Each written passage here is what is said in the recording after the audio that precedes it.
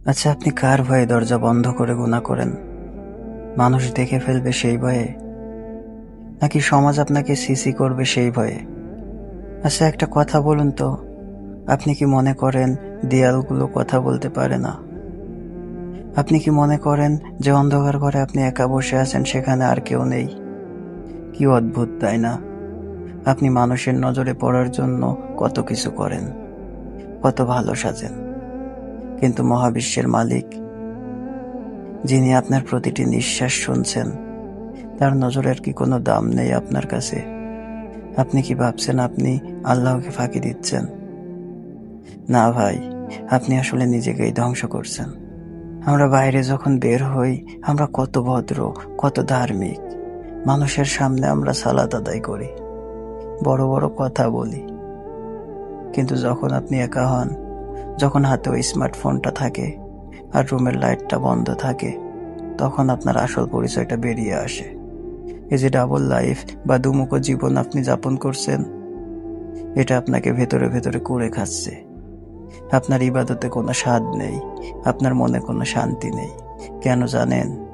কারণ আপনি মানুষের নজরকে আল্লাহর নজরের চেয়ে বেশি গুরুত্ব দিয়েছেন। যে মানুষ আপনাকে খাওয়ায় না, যে মানুষ আপনাকে মৃত্যুর পর বাঁচাতে পারবে না, তাদের জন্য আপনি আপনার রবের সাথে গাদ্দারি করছেন। আপনি ভাবছেন কেউ দেখেনি, কিন্তু আপনার হাতের ওই আঙ্গুলগুলো সাক্ষী দেবে আপনি কোন লিঙ্কে ক্লিক করেছিলেন।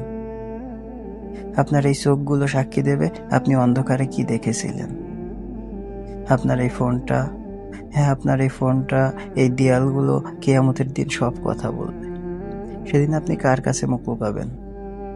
সেদিন কি আপনার সেই বন্ধুরা পাশে থাকবে যাদের দেখানোর জন্য আপনি আজ স্ট্যাটাস দেন?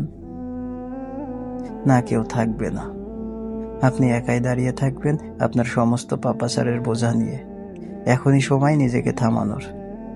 গুনাহের স্বাদ কয়েক মিনিটের, কিন্তু তার পরকালের আযাব অনন্তকালের।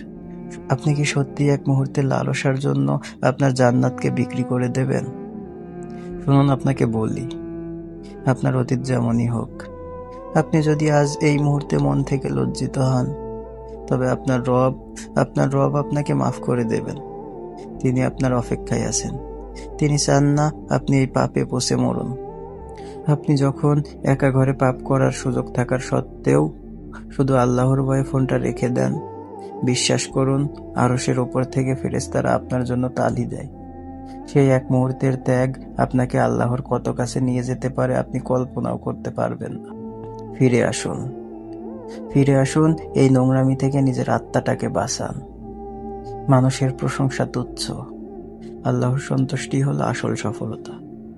রিটার্ন টু আল্লাহ, এটা কেবল আমাদের স্লোগান নয়, এটা আমাদের বেঁচে থাকার একমাত্র পথ। দরজাটা আজ খুলে দিন, অন্ধকারের দেয়ালগুলো ভেঙে ফেলুন। আপনি মানুষের